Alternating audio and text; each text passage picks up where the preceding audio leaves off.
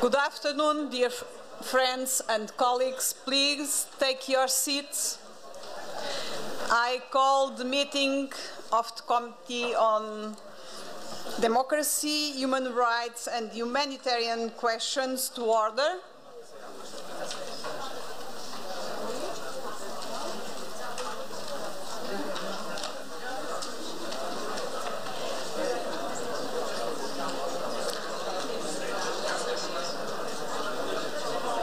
We need to start. We have a long agenda.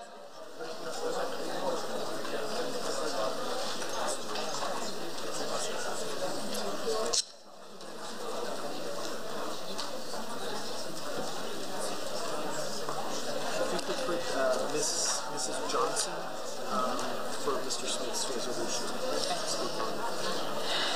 USA. Colleagues, the agenda for this meeting has been distributed. It is proposed that we begin with the consideration of 4 supplementary items that the committee has been taken by the Standing Committee to debate and consider. This is owing to the unavoidable absence of the committee's reporter, Mr. Kyriakos Atgiani, until tomorrow morning. Could I please invite you to adopt the agenda? Are there any objections? No, the agenda is adopted. Thank you. It is a pleasure for me, as chair of the Committee on Democracy, Human Rights and Humanitarian Questions, to welcome you to this meeting. The committee is staffed by Andreas Baker, Chief of the Executive Office, Farima Daftari, Program Officer, and a clerk from the United House of Lords, Kate Manuel. Before we begin, can I ask anyone speaking from a prepared text to hand that text to the Secretariat in advance? Helping the interpreters in this way will make our meetings more productive and efficient. May I remind colleagues that the election of committee officers for the 27th annual session of the Assembly will take place during the committee's final session on Tuesday, 10th July. Nominations for candidates for election should be handed into the table office no later than the start of that session, 11:13 a.m. on Tuesday morning. The committee is scheduled to have 4 meetings during the session. We will begin with supplementary items that have been referred to us by the Standing Committee to consider and debate. These consider the following issues: draft resolution on implementing trafficking-free communities proposed by Mr. Smith from the United States, draft resolution on ongoing violations on human rights and fundamental freedoms in Autonomous Republic of Crimea and the city of Sevastopol, Ukraine, proposed by Mr. Gerasimov from Ukraine, draft resolution on countering propaganda for hatred and war in OSCE area, proposed by Mr.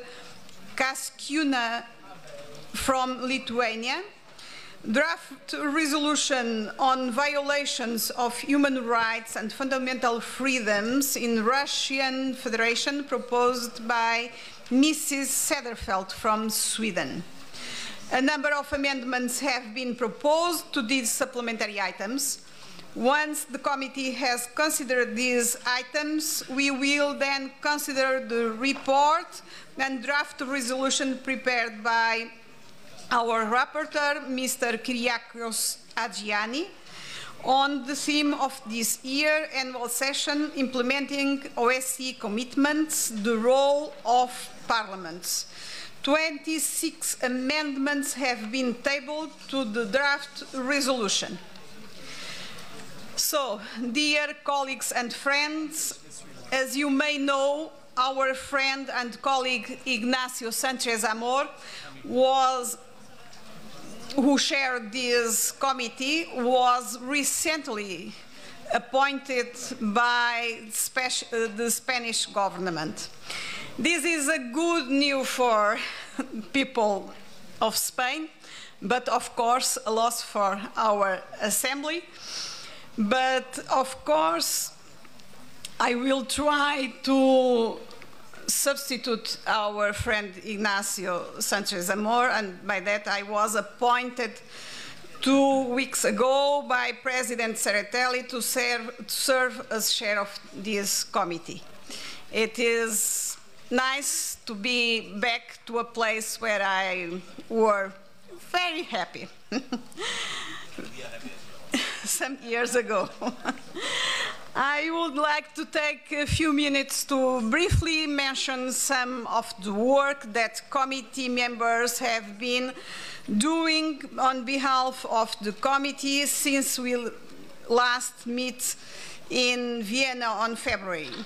As we may recall, we had a very interesting discussion at that time on fake news. Ignacio was chair of this committee, has been very active in speaking out publicly on principled human rights issues, as well as communicating in private when appropriated. Through such means, the committee has engaged with issues related to death and captivity of Mr. Tatunashvili in South Ossetia, Georgia, the use of lethal force by police following the police shootings of an armed man in the United States, the welcome release from prison of journalists unjustly imprisoned in Azerbaijan, the stripping of immunity from parliamentarians in Poland, including a fellow member of our parliamentarian assembly, the protests we saw on the streets in Armenia, upholding human rights when addressing cyber threats, including in a conference I was pleased to host in my home country of Portugal, the terrible humanitarian situation in the east of Ukraine, where, as our president has said, everybody in the region has in reality become a casualty of war. The very concerning policy of separating children from their parents when crossing the Mexico-United States border, a tragic and fatal attack in Roma community in western Ukraine, the state of human rights defenders in Russia, consideration of reinstating the death penalty in Mongolia. This is just a few of the activities related to our work in recent months. I think we can all agree that it is important for our Assembly that members speak up on principled human rights and humanitarian issues, as many of these were before my appointment and were undertaken by my predecessor. I cannot necessarily respond to questions, but I do hope that debate can take place on these and other issues in our discussions here in Berlin.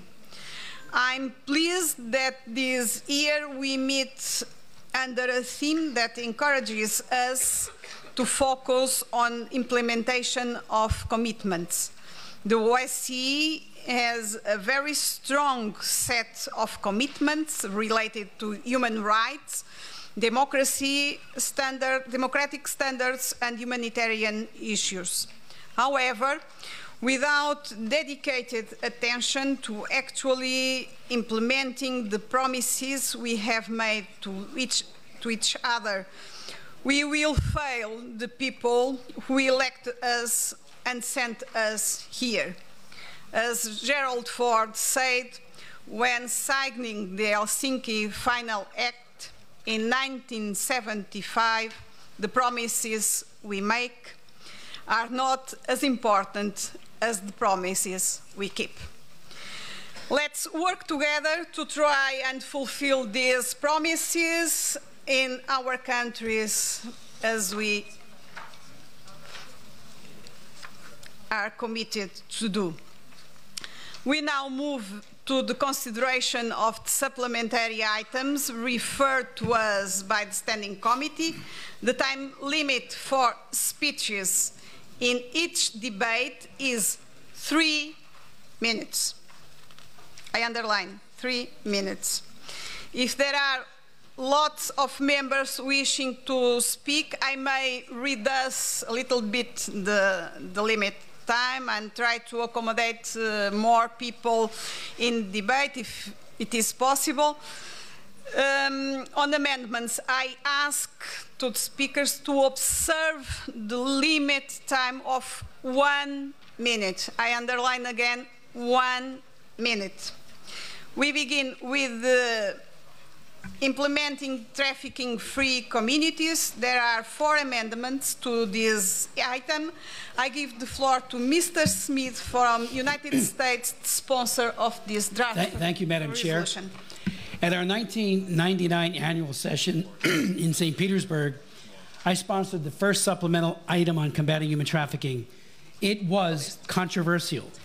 The Assembly approved it, and we got about the work from then on trying to combat this modern-day slavery. 1 year later, the U.S. Congress passed my law. It was called the Trafficking Victims Protection Act of 2000. It is our landmark law, a whole-of-government approach that seeks to stop it in the U.S. and to promote best strategies around the world. The TIP report, which some of you got, we have copies out there, has just been issued. It's part of the annual release by the U.S. Department of State, has a country narrative for every one of our countries, including our own, talking about what our embassies and what our people on the ground have found. We have 70 people who work at the State Department as officers looking at the trafficking issue, created again by this law in 2000. Let me just say, this resolution that I offer today, and I thank the more than 50 co-sponsors that got on this, focuses on comprehensive implementation, certainly in line with what our themes are for this entire conference. I would ask you to really seriously take back a renewed effort. We know, based on the best available information, that victim identification has dropped significantly in Europe. We know that prosecutions have dropped as well, year over year, from last year to this. I hope that is not a sign that we are losing some of, or having fatigue in trying to combat human trafficking. It could suggest that. So we need to go back and redouble our efforts, both at the executive branch level and certainly our own parliamentary level. We have found that task forces at the local level are extraordinarily important. We have one in New Jersey. We have one in other states. They work with the prosecutors, the NGOs, the faith-based community, educators. And when you get everybody on the same page, the results are amazing in trying to stop modern-day slavery. Training is extremely important as well.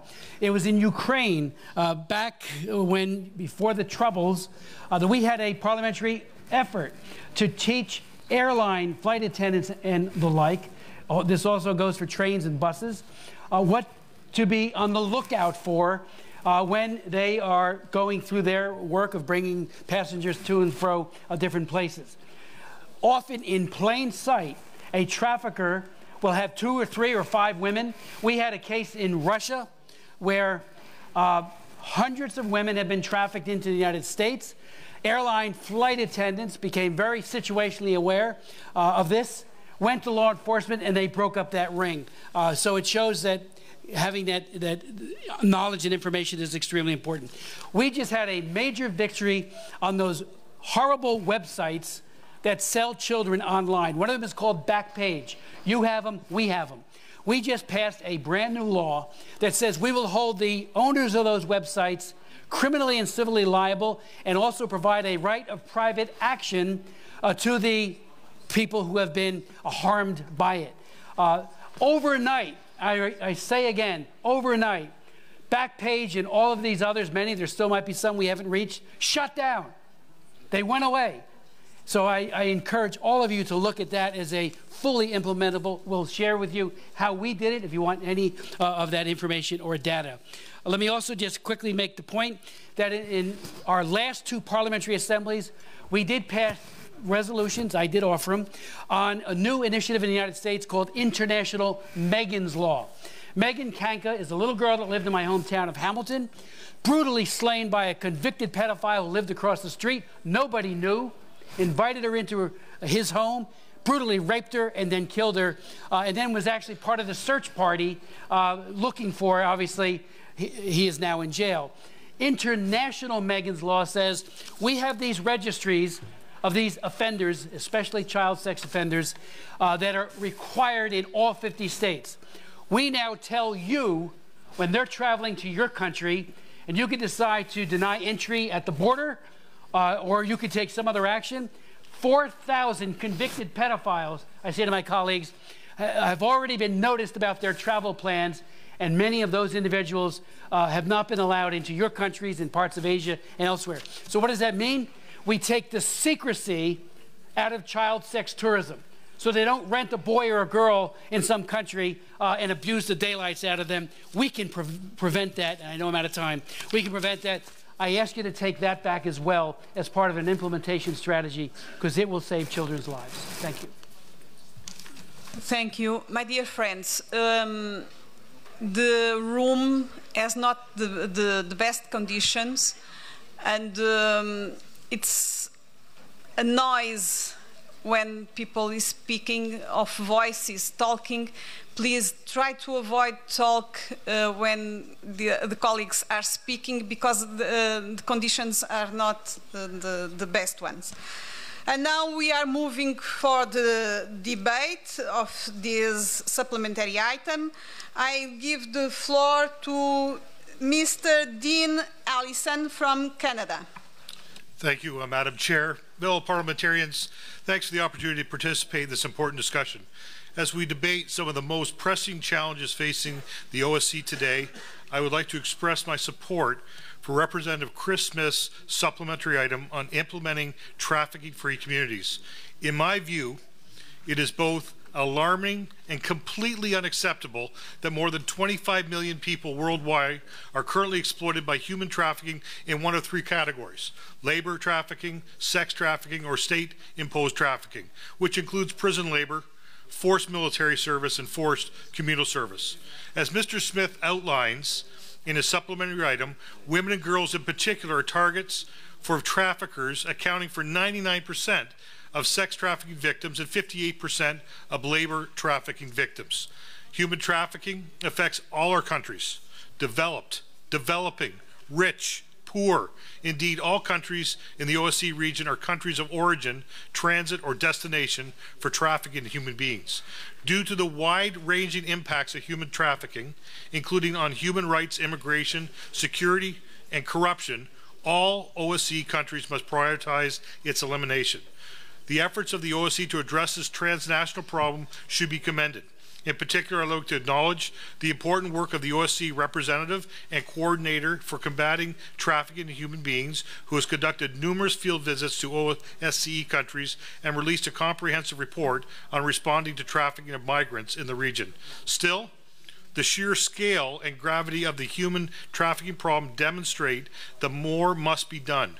Mr. Smith's supplementary item provides helpful strategies for ways to combat the egregious violation of human rights. For example, the supplementary item calls for the development of partnerships with schools, law enforcement agencies, non-governmental organizations, shelter services, businesses, houses of worship, the media, and other stakeholders to create trafficking-free communities. This multi-sectoral approach has been endorsed and applied by the OSCE, the United Nations, and many countries, including Canada, in the United States. In addition, the supplementary item highlights the importance of strategies to prevent and to reduce the demand for human trafficking. Such strategies include forcing websites that host advertisements for trafficking victims to shut down and discouraging the practice of sex tourism by known sex offenders traveling abroad. Efforts to protect victims of trafficking must also be accelerated, including by establishing national anti-trafficking hotlines for victims and concerned citizens seeking assistance, training those who are likely to be in contact with trafficking victims to recognize the signs of exploitation and to respond appropriately, and allowing victims of trafficking to sue the websites that advertise them for trafficking purposes. As government representatives, it is incumbent upon all of us to take immediate steps to combat this abhorrent and widespread abuse of human rights. I want to thank Mr. Smith for bringing this important issue, along with strategies to combat it, to our attention. Thank you very much. Thank you. And now I'm going to give the floor to Mrs. Eddie Bernice Johnson from USA. Thank you very much. The OSCE PA has adopted at least one trafficking supplementary item or amendment a year for the past 19 years. We have an arsenal of best practices to deploy against human traffickers. That arsenal is needed more than ever.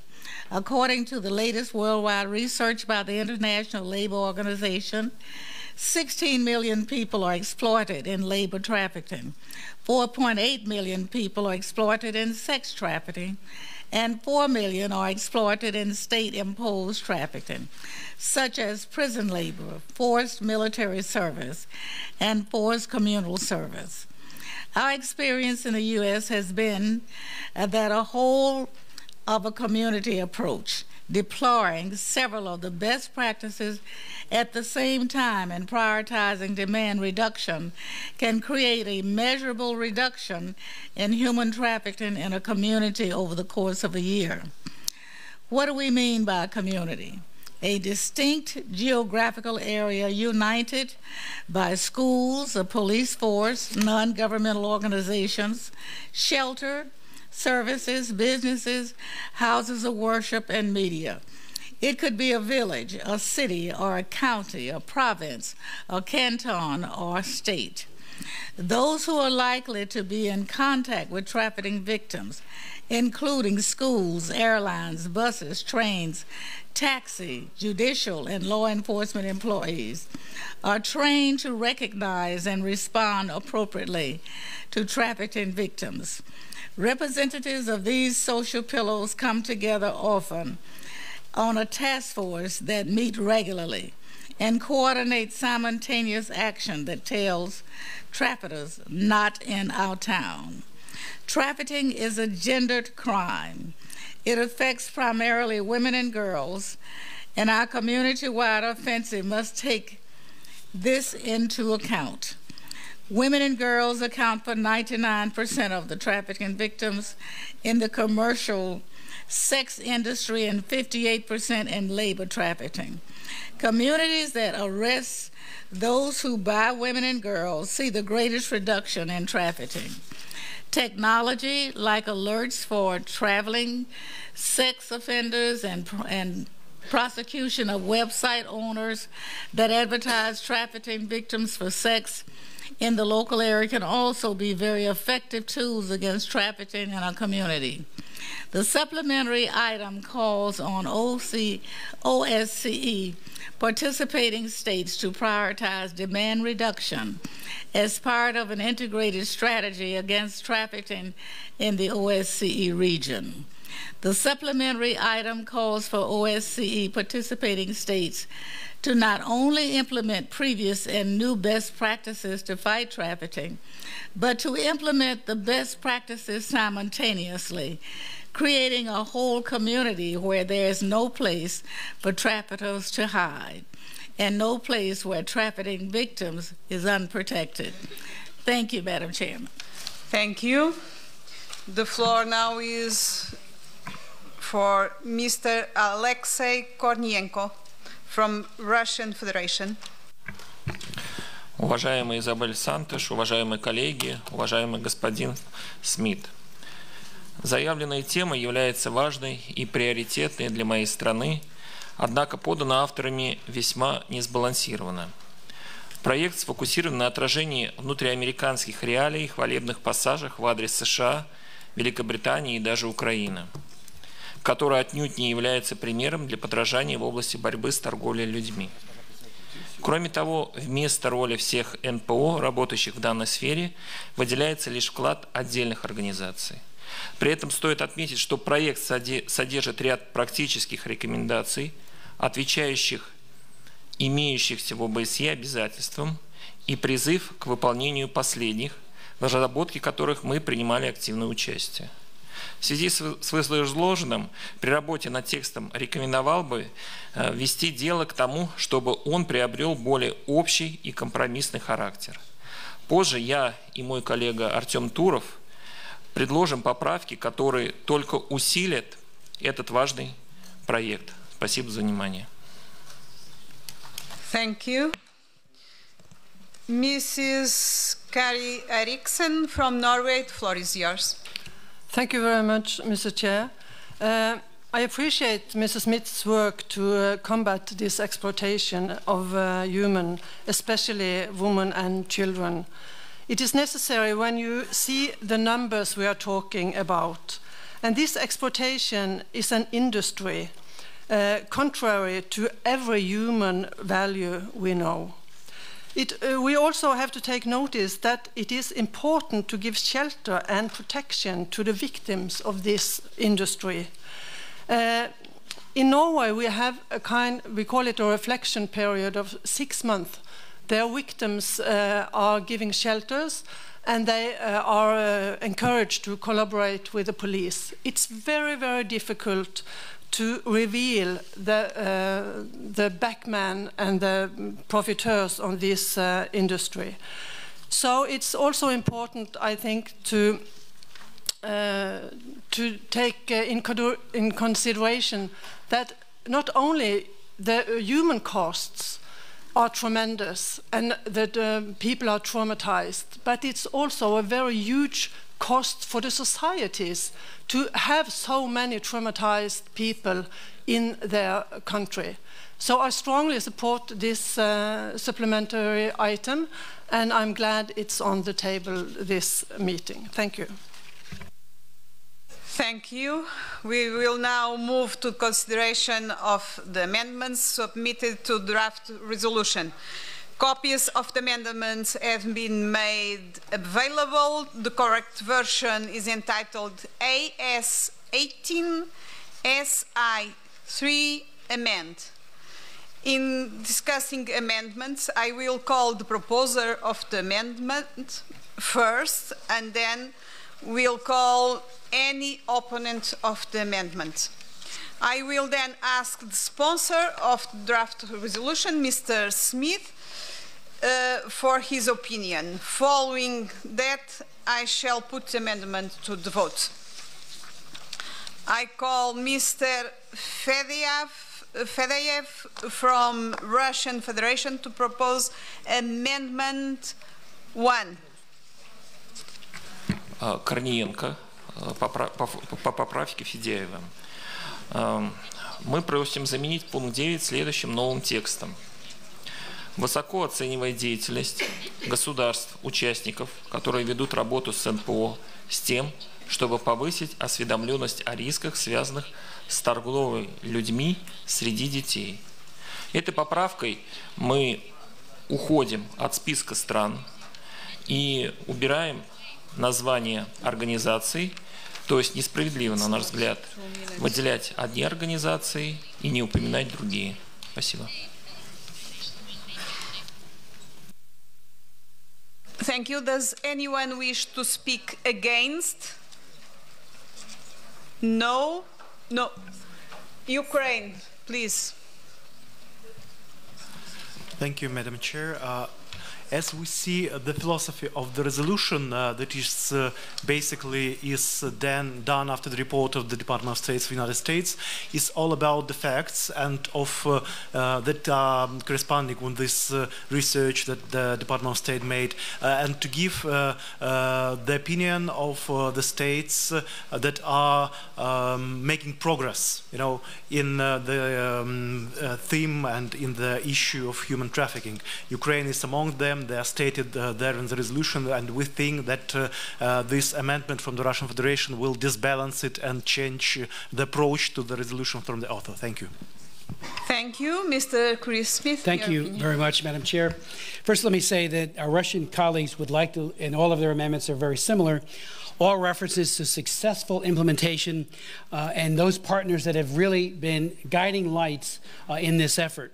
Yes, we mentioned some NGOs, including the Frederick Douglass Foundation, with whom I work very closely. Frederick Douglass was a great abolitionist. He was a Republican, believe it or not, and he was also the man who helped get rid of slavery.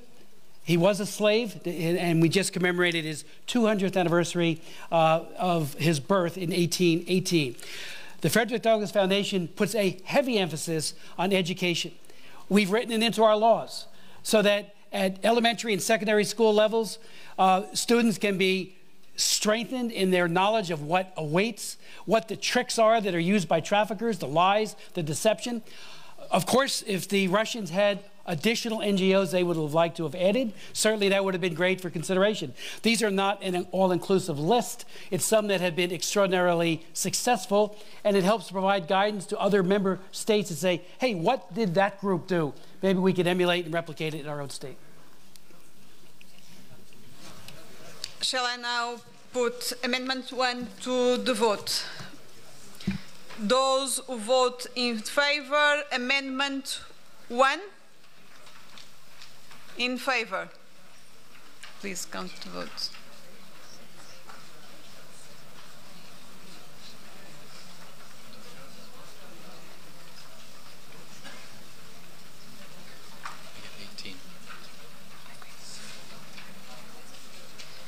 Against?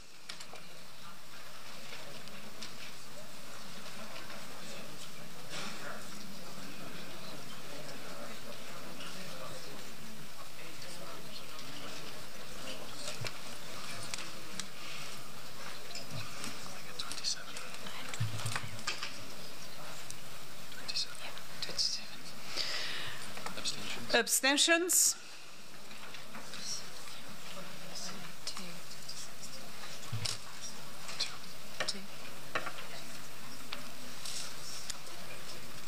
The result is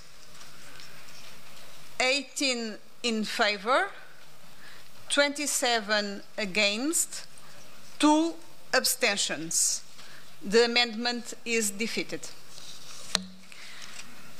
I call now Mr. Turov from Russian Federation to propose Amendment 2. Добрый день, уважаемые коллеги.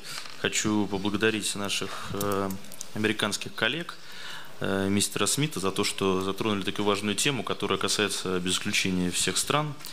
И мы хотели бы заменить фразу в пункте 14 «Великобритания за» на «Государства-участники за», потому что многие страны работают в этом направлении.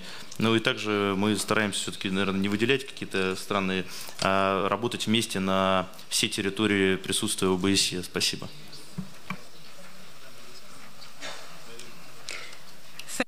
Thank you. Does anyone wish to speak against Ukraine?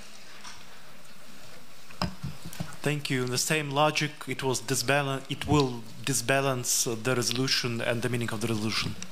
Thank you. Mr. Smith, your opinion? Thank you. I'm against the amendment. I appreciate the goodwill on the part of our Russian colleague, but it doesn't make sense to remove the United Kingdom from this paragraph, as the paragraph refers specifically to the United Kingdom's cutting-edge program. It implements the Parliamentary Assembly resolution that we got passed last year in Minsk, and it's also is reflected in the ministerial decision of 717. So, you know, again, we get an example of what we can replicate in our own countries. And I want to commend the UK for their leadership on this issue. Thank you. I shall now put Amendment 2 to the vote. Those voting in favor, please raise your cards.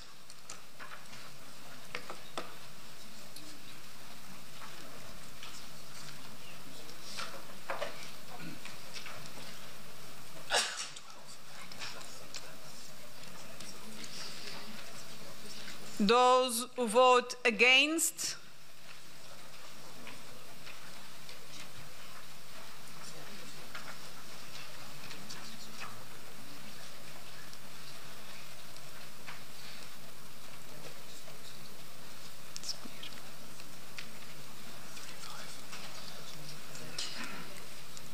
abstentions? Abstentions?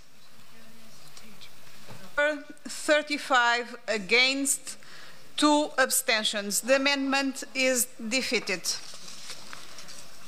I call now Mr. Turov again from Russia Federation to propose Amendment 3.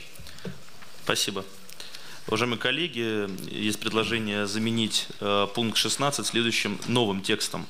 Выражая высокую оценку всем государственным участникам, сотрудничающим с отраслью путешествий и туризма, в том числе с гостиницами, железнодорожными и авиационными компаниями в целях борьбы с торговлей детьми и людьми. Прошу прощения. Does anyone wish to speak against Ukraine again?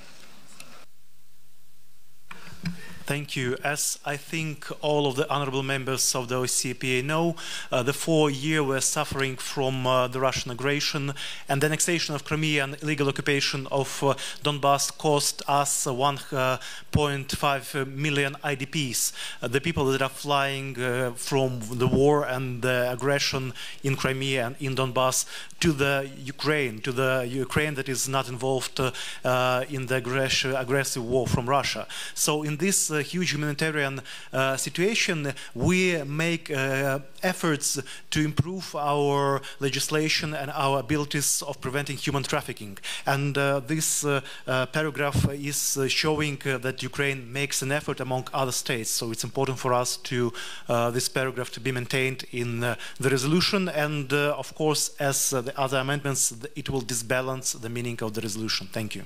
Thank you. Mr. Smith?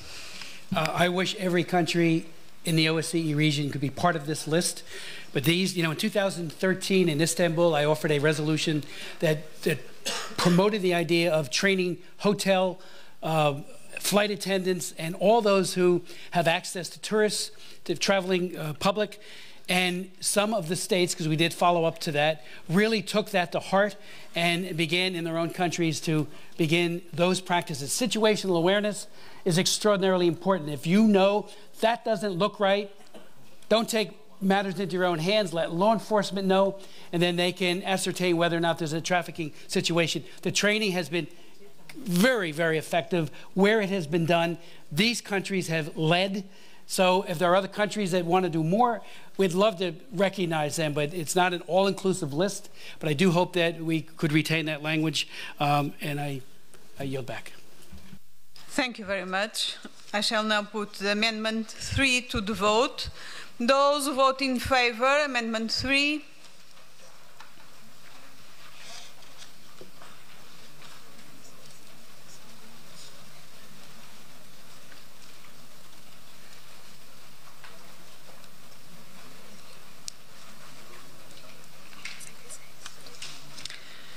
Votes against?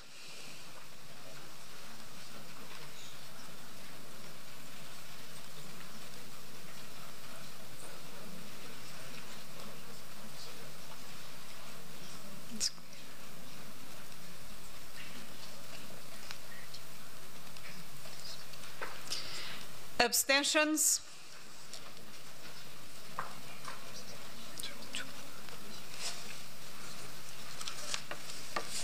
The result is votes in favor 17, against 32, abstentions 2. The amendment is defeated. I call again Mr. Turov for present the propose to Amendment 4. Да, спасибо, уважаемые коллеги. Хотели бы предложить заменить пункт 17 следующим новым текстом.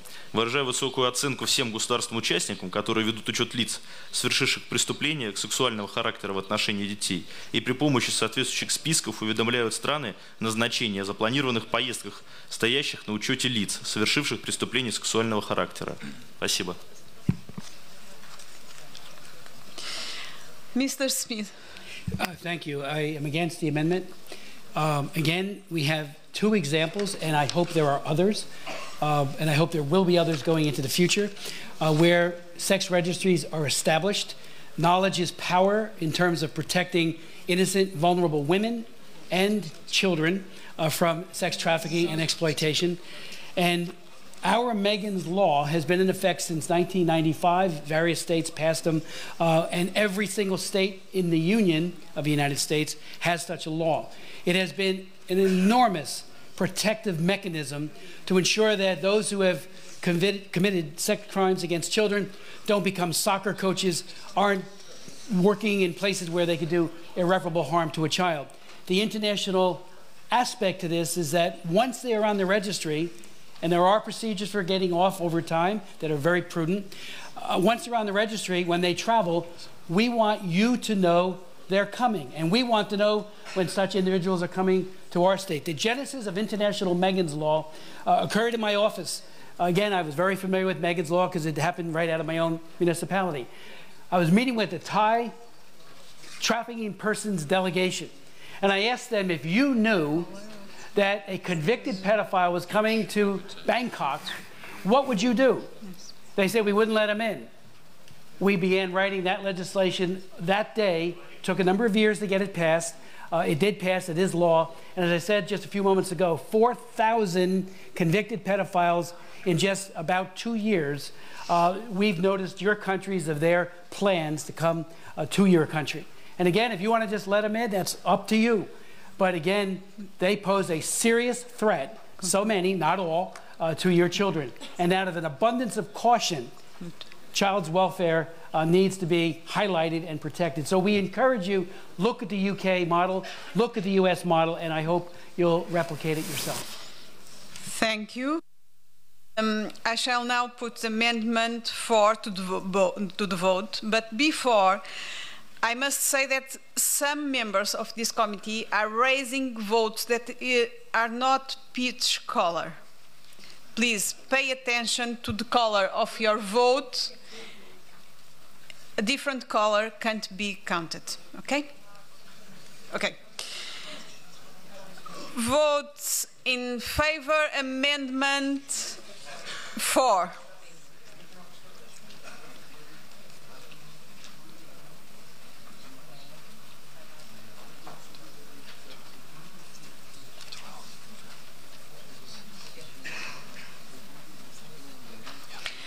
Votes against?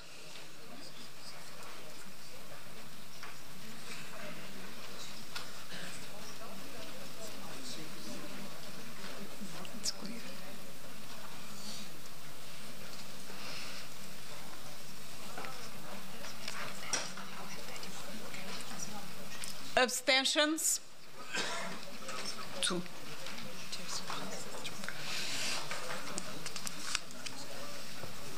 The result is votes in favor 12, votes against 35, abstentions 2.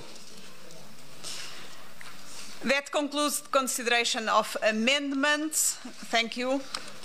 I propose that we now formally move to a vote on the draft resolution as amended. Will those in favor please raise your cards? Those in favor of this draft resolution as amended.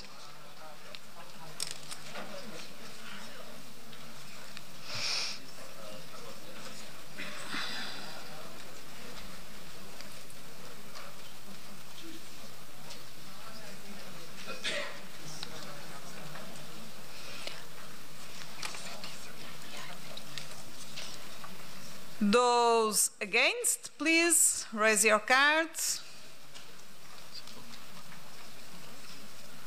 0. Abstentions. 3.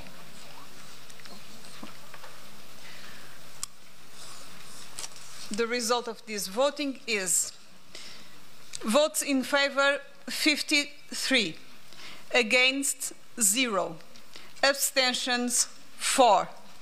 The draft resolution is adopted.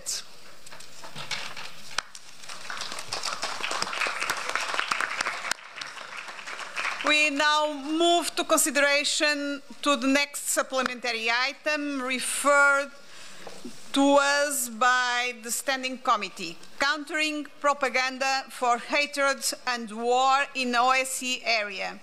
There are 2 proposed amendments to this item. I give the floor to Mr. Kaskiunas from Lithuania, to the sponsor of this draft resolution. Thank you, Madam Chair. Ladies and gentlemen, so what we would like to say with our resolution. First of all, what we can monitor in OSCE area, what the conflicts in our area are commonly fueled by national and international campaigns for propaganda, for hatred and war. We see also the attempts by some participating states to engage in campaigns for propaganda, for hatred and war directly through their state-run media or by proxy. Also, we should acknowledge that free, pluralistic and independent media, as well as free and independent journalism, are essential to counteract propaganda for hatred and war. We also highlighting that damage of propaganda does or can do big damage to the integrity of independent journalism, and it's also dangerous effect of propaganda for hatred and war can have on a free and open society. We're also recognizing that media literacy and free media are essential to counter propaganda for hatred and war. What we are proposing for our parliamentary assembly: to condemn the propaganda for hatred and war as inconsistent with the purposes and principles of the Helsinki Final Act, to call the participating states to refrain from funding and using propaganda for hatred and war.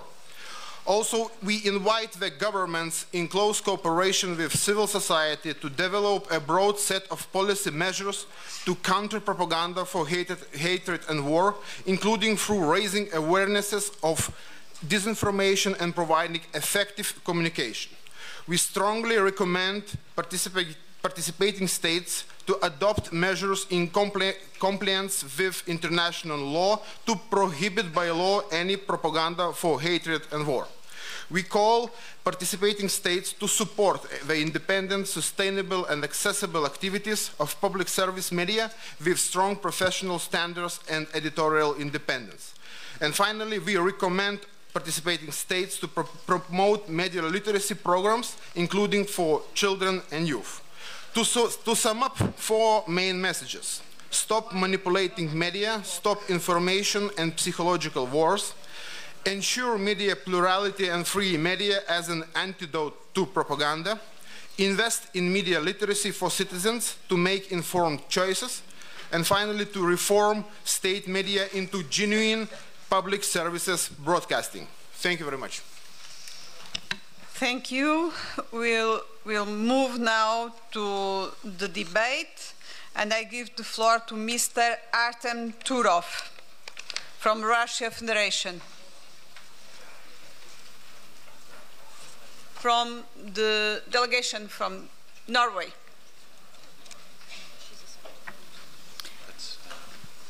Chair, dear colleagues, as you may know, Norway is on the top of the Reporters Without Borders Press Freedom Ranking 2018, followed by Sweden, the Netherlands and Finland.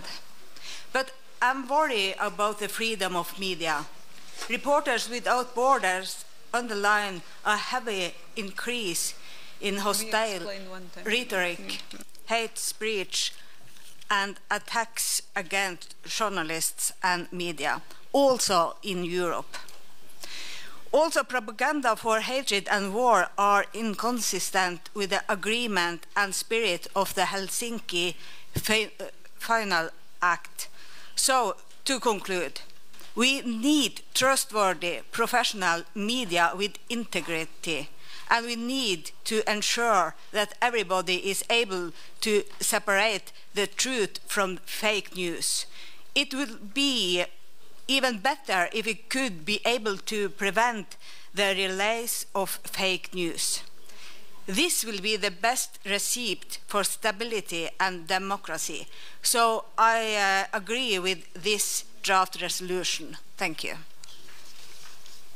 Thank you very much. We will now move to the consideration of the amendments submitted to the draft resolution. Copies of the amendment have been made available. The correct version is entitled AS18 SI5 Amend. I call Mr. Fedorov from Russia Federation to propose the first amendment, amendment number 1. Mr. Fedorov from Russia Federation. По поправке будет выступать Брыкин, Российская Федерация. Поправка 1, пункт 4. Значит, мы предлагаем исключить следующую фразу.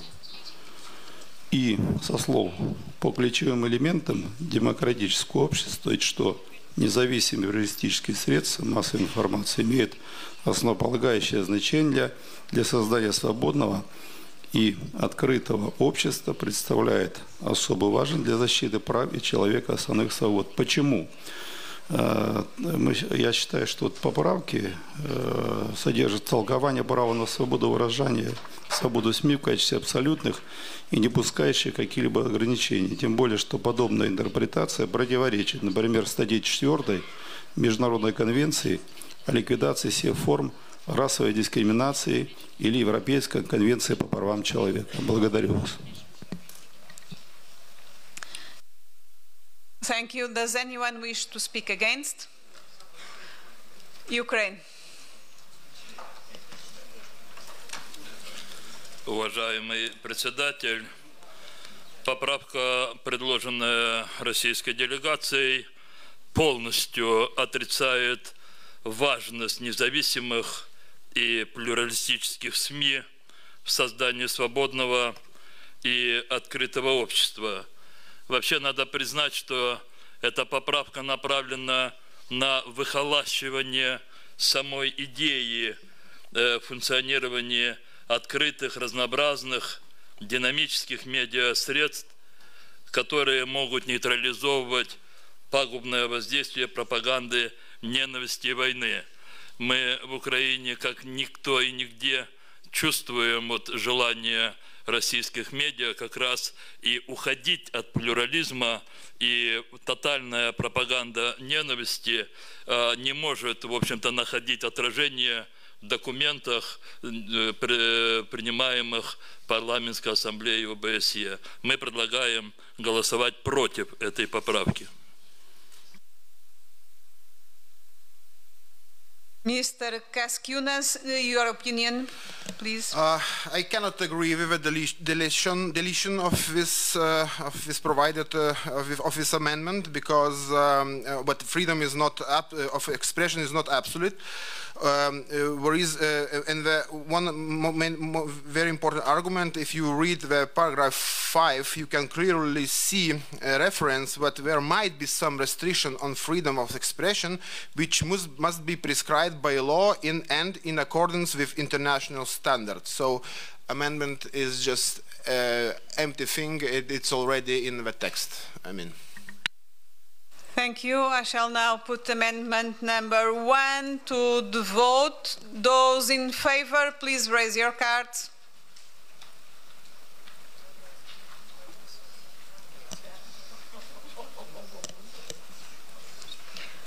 Against?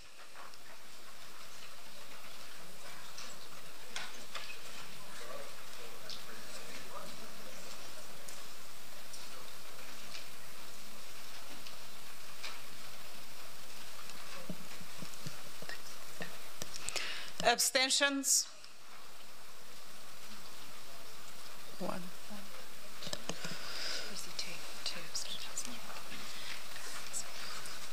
The result is votes in favor 7, against 40, abstentions 2. The amendment is defeated. I call Mr. Dobre to present Amendment 2. Thank you, Mrs. Chair. It's at the paragraph 7.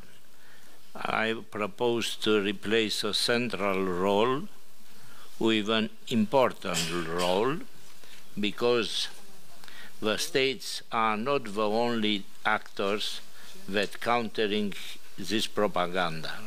Important role with similar weights devolve upon media companies, journalists, civil societies. Thank you. Thank you. I shall now put Amendment 2 to the vote. Votes in... Votes. Anybody want to speak against, or Mr. Kushmanos? Oh, no. He was speaking for the amendment. Oh, excuse me. Does anyone wish to speak against this amendment? No. Mr. Skarskyunas? Madam Chair, I agree with the amendment. You agree.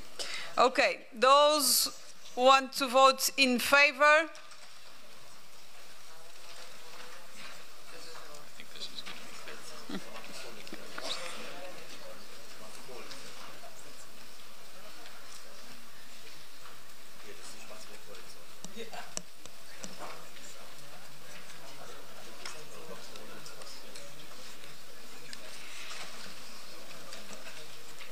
Against? 2, 3. Abstentions? 1. 2. Oh. The result is votes in favor 44, votes against 3, abstentions 2. The amendment is adopted. And this concludes the consideration of amendments. I propose now that formally we move to a vote on draft resolution as amended. I underline as amendment. Those who wish to vote in favor of this supplementary item?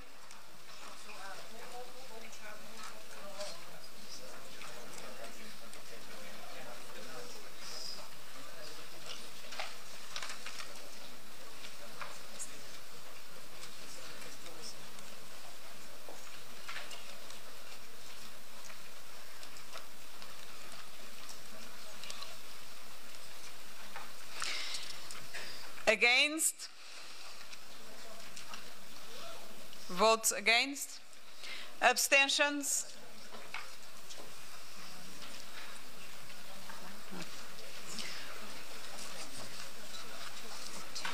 Two abstentions.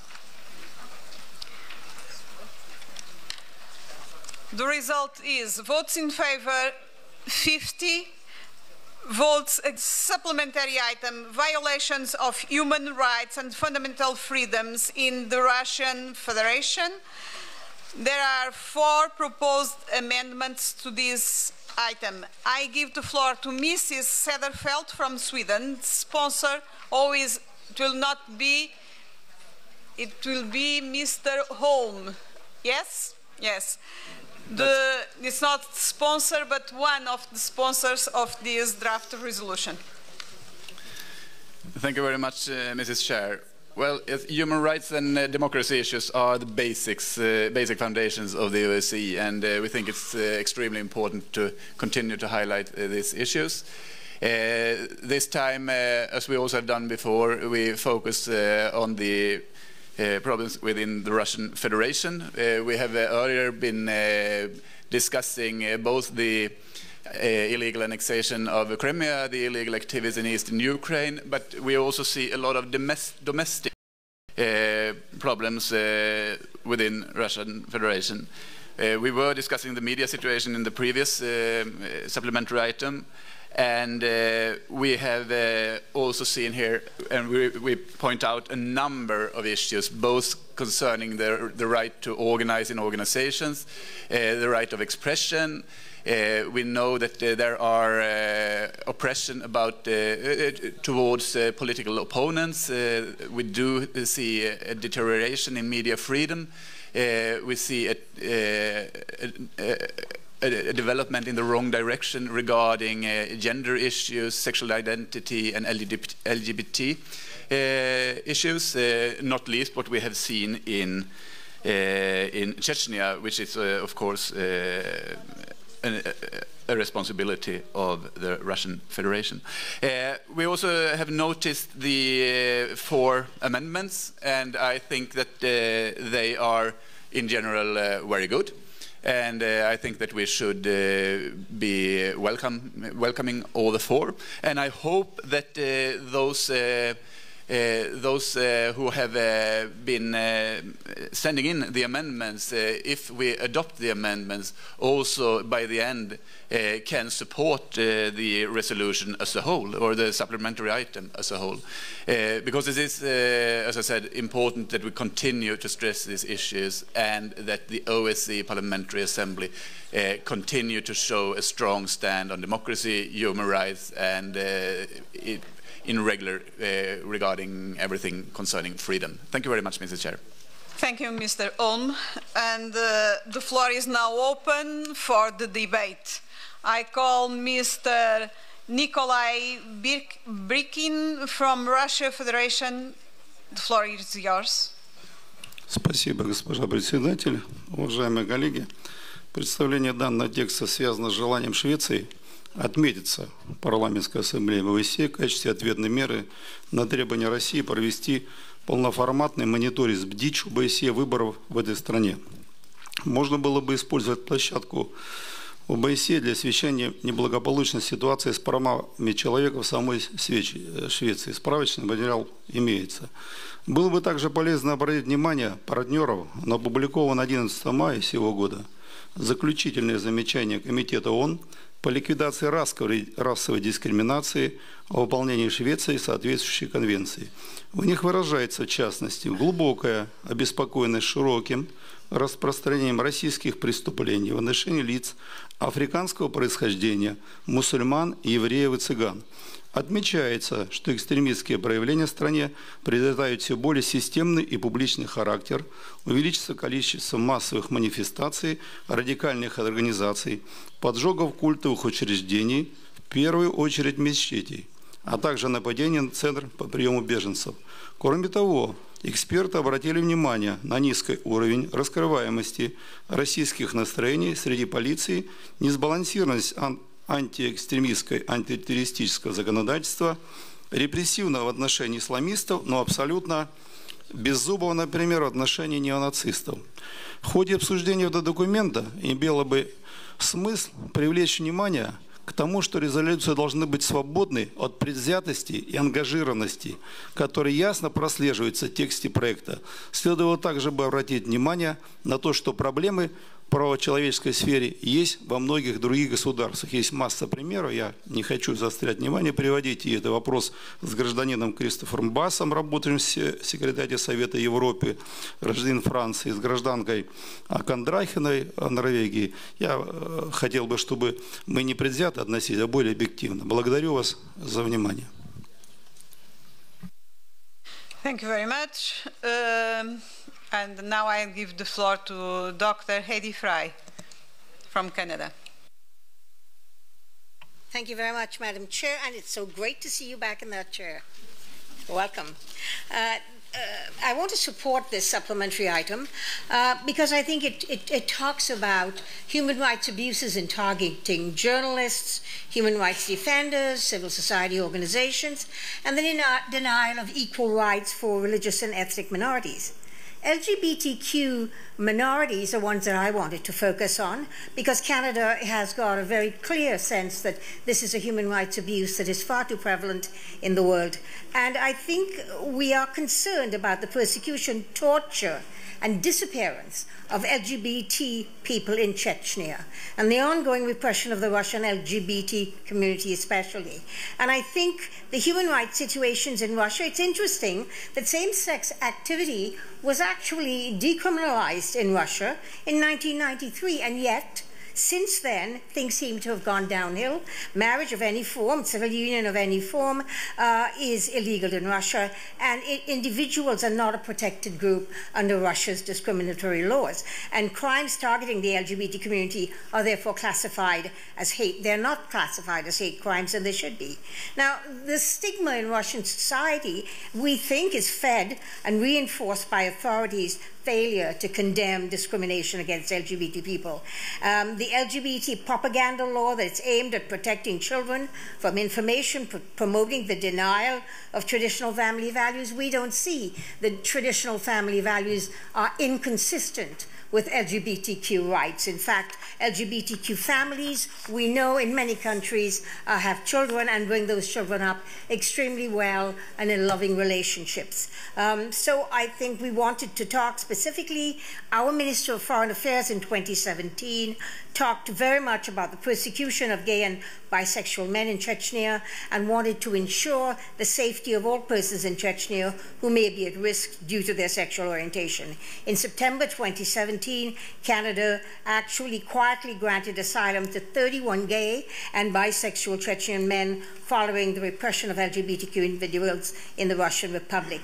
And on April 2017 here, the OSCE PA actually agreed that this is not an acceptable form of discrimination, and in April 2017 the director of ODIHR actually asked for an investigation on an urgent basis about the alleged abduction, mistreatment and torture of men in Chechnya based on their perceived or real sexual orientation. In Minsk, we all agreed here as well as a parliamentary assembly that this was not acceptable. So in keeping with OSCE PA traditions, of which the Russian Federation is one member, and we, as we said earlier on, we need to put each other's feet to the fire and ensure that we all agree on the things that we have this committee and the OSCE PA have agreed on, as well as the United Nations and other bodies. Thank you, Madam Chair.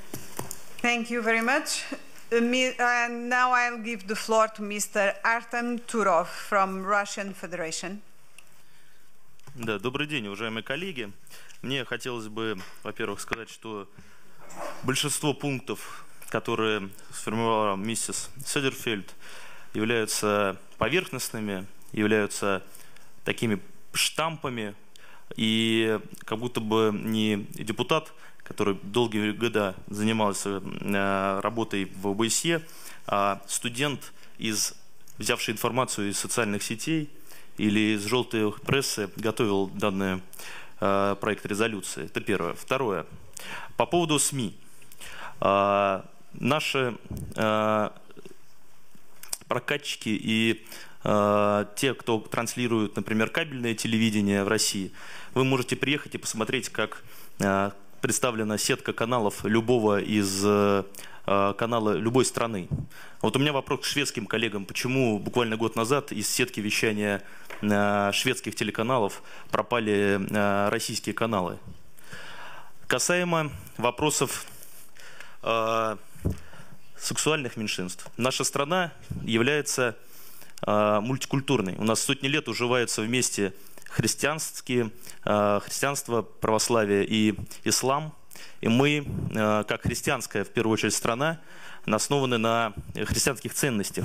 И я вам могу сказать, что во всех христианских документах, в документах, на котором становится в том числе Библии, те ценности традиционные, коллеги, указаны, мы их знаем. И поэтому наша страна будет защищать эти традиционные ценности. Спасибо, коллеги. Thank you, Mr. Turov. And the floor now is for Mr. Michael Link from Germany. Thank you, Madam Chair. I also want to support this supplementary item, and while joining the comments by Hedi Fry, especially on LGBTQ, I simply wanted also to add again one very important observation we had the opportunity to make when we were observing the elections in March, when there was the vote for the president of the Russian Federation. What has been reported widely by the long-term observers is this increasing attitude of, let's say, as we noted it, as a tightening grip on civil society. We had campaign, absolutely, and there were different candidates. So the picture was not completely dark or so, but we need to see the tendency. And the tendency, what we noted, and what the observers clearly indicated to us, and also in respect to the previous observation for the Duma elections, we could clearly see that there is an increasing atmosphere where activity of independent civil society organizations who are, for example, in contact with foreigners is increasingly criminalized. This can be proven by, for example, the fact that the European Platform for Democratic Election, one of the leading platforms for electoral observation, has been declared a foreign agent, and that criminalizes all their local partners, like Golos, like others, and lately also the fact that Levada, the leading sociological institute of Russian Federation, has been declared, of course, also here in such a character. This simply makes it more and more difficult for independent civil society organizations. We see that as friends of the Russian people and friends of Russian culture who love this country and these people.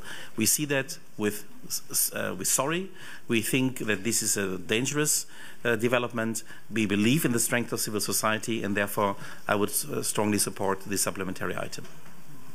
Thank you, my dear friend. We'll now move to consideration of the amendments submitted to draft resolution.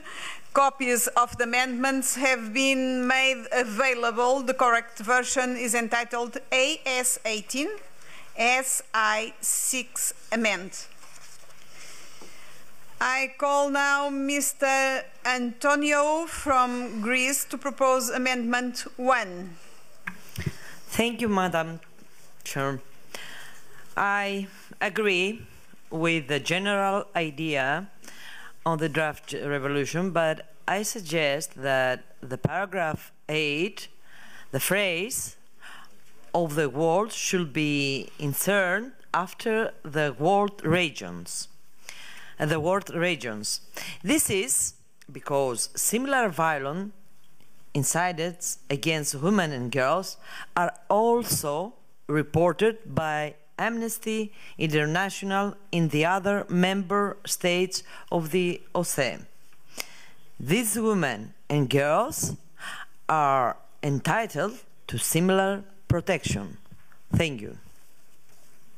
Thank you, and excuse me because I announced Mr. and this Mrs. Antonio. Never mind. Thank you very much. Does anyone wish to speak against this amendment? No. Mr. Holm, your opinion, please. Well, as I said before, we think that these amendments are good. We didn't bring all of the world into it because it was specifically about Russia, but I don't think it makes this resolution less good. I think we should adopt it. I noticed in the response from my colleagues from the Russian Federation that I didn't really get any answers. They informed me that we have criminal people in Sweden, and I must admit that we do have. The big difference is that they are not supported by the state in Sweden, and the state is not behind the oppression, and that is a difference. We are in favor of this amendment. In favor of this amendment. Thank you, Mr. Holm. I shall now put amendment to the vote. Those in favor of this amendment 1, votes in favor.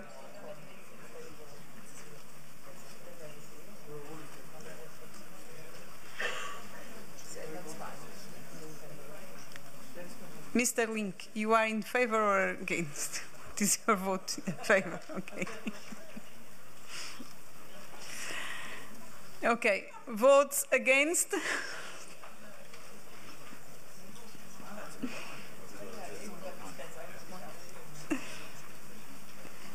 Abstentions?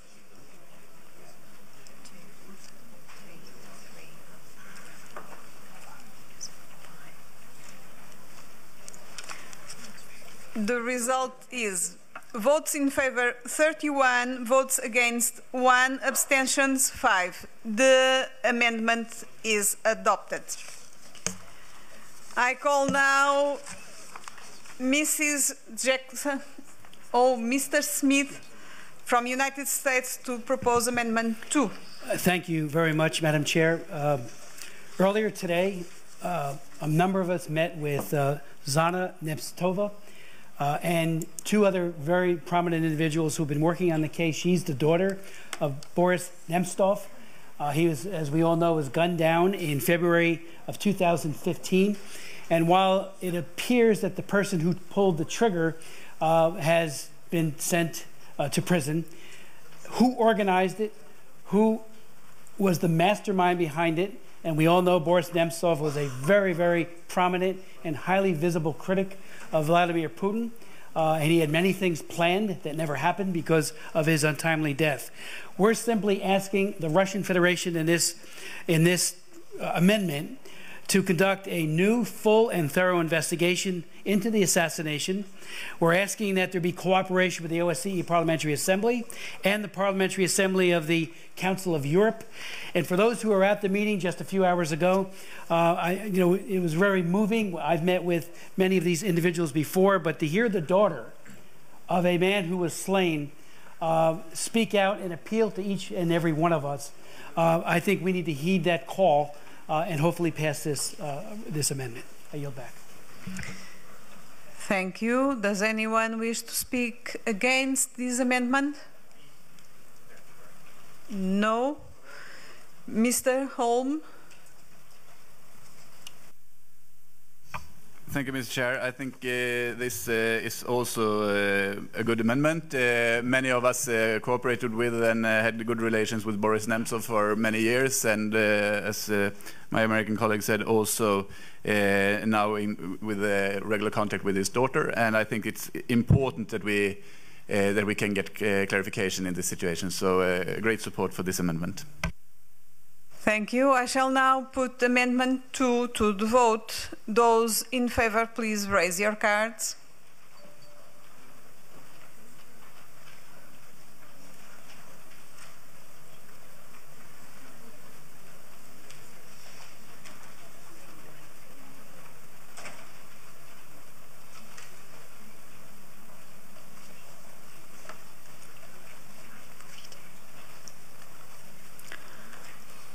Against?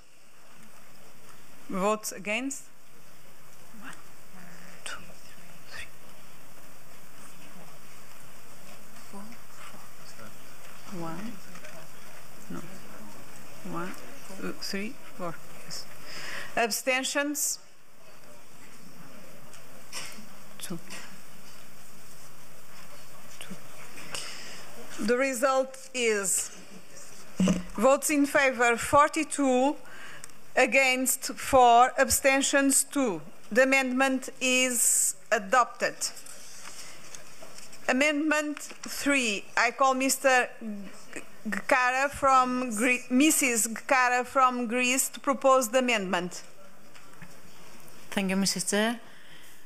We propose to replace the phrase encourages the Russian Federation for encourages all OSCE participating states. For us, the promotion and the protection of sexual and reproductive health as part of human rights needs to be underlined as main purpose in the interactive dialogue that has already begun on the discrimination against women in law and in practice. This is why we propose the amendment, because such initiatives need to be adopted not only from one or two countries, but it needs the support of all the OSCE participating states in order to assist the fight against gender inequalities and discrimination against women and girls. Thank you. Thank you. Does anyone wish to speak against? Ukraine, please. Thank you, Madam Chair. Colleagues, I think that the resolution, this supplementary item, clearly states the country that is in which we see this bad and not very bright processes with human rights, Russian Federation.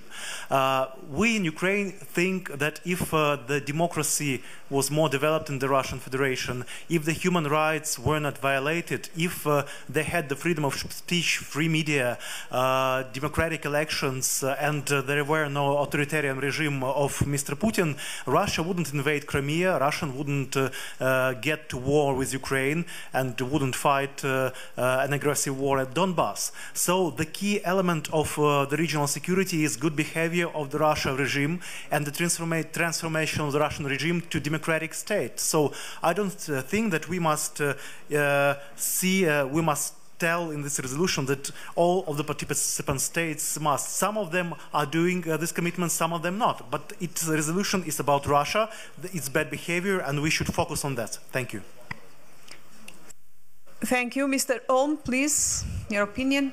Thank you very much. Well, I agree to very much of what my colleague from Ukraine just said. At the same time, because it is the supplementary item is focusing on Russia, but I don't think we make it worthwhile changing it to all of the OSCE participating states. Human rights are universal and they are valid for everyone. Then some countries choose to violate them, and therefore we wrote this resolution. But we support because we think it's good to have a broad consensus in this issue, so we don't have a problem with the amendment. Can I also then say that if you look at the paragraph 27 that it's all about, there is one thing that is missing, which is very important, and that is one letter, and actually one word, and that is it's the abbreviation SRH. It must be SRHR, because the most important letter is not there, the rights, which means that it should also say sexual and reproductive health and rights, because that's one of the main focuses there.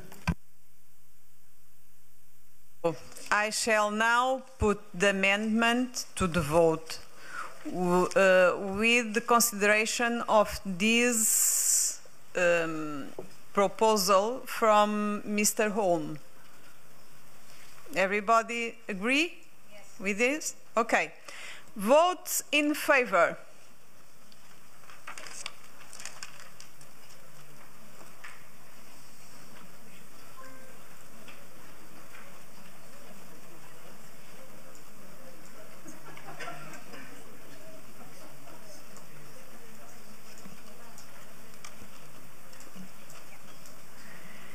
Against?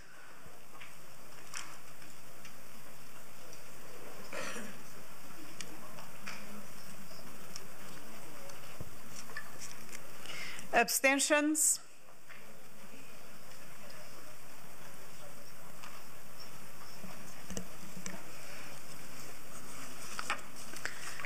Okay. Votes in favor, 13. Against?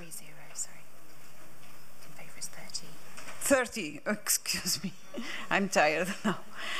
Votes in favor, 30. Votes against, 12. Abstentions, 7. The amendment is adopted. And I call now Mrs. Musleth from Norway to propose Amendment 4. Thank you, Madam Chair. I agree with the deep concern expressed and criticism in the draft, but I think the language is too harsh. And this will not make things better in the dialogue within the OSCE PA. I'd like to add a new paragraph after paragraph 30, as set out in my proposal. And I just live over the Arctic Circle and into the north of Norway. We cooperate with the Russian people and have done for many years. But my intention is, 1, to clearly voice support for the Russian civil society, and 2, to do it in one single paragraph that doesn't criticize Russian authorities. This will make the resolution more balanced. Thank you. Does anyone wish to speak against? No. Mr. Holmes. Thank you very much, Mr. Chair. Well, we don't try to make this resolution confrontative, but I think we need to be very frank and very strong when we see that the states on a daily basis around its own country, and unfortunately also in other countries, violates human rights and democratic principles. But I think this is a good amendment, because we need to work much more with democracy defenders, with journalists, with people in civil societies, because this supplementary item is not written against the people of Russia. It's written in defense of the people of Russia and the defense of the rights of the people of Russia, and against the oppression, the state oppression of people in Russia, of organizations, of different minorities. And therefore, I think that this amendment goes very good hand in hand with the resolution, the supplementary item as such, as it strengthens the work for democracy in Russia. Thank you very much. And now we can vote the draft resolution as amended. Sorry, we're on amendment. The amendment first. We just need to see how many for against the amendment. Oh, excuse me. I'm more quick than I can. Okay. We must vote the amendment, of course. Those who want to vote in favor, please raise your cards.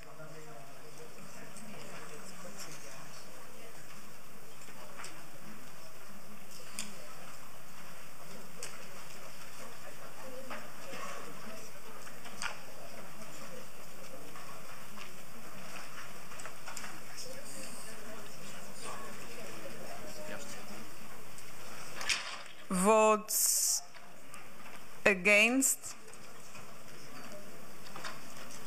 1. Abstentions? 2, 3. The result is votes in favor 40, against 1, abstentions 3. And now, yes, we can vote the draft resolution as amended. Those who want to vote in favor of this resolution, please raise your cards.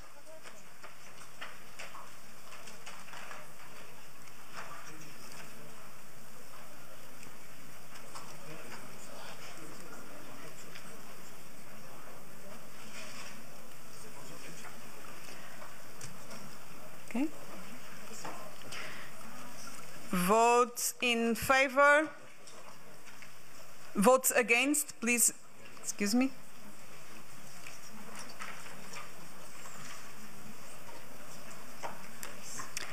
Abstentions. Abstentions.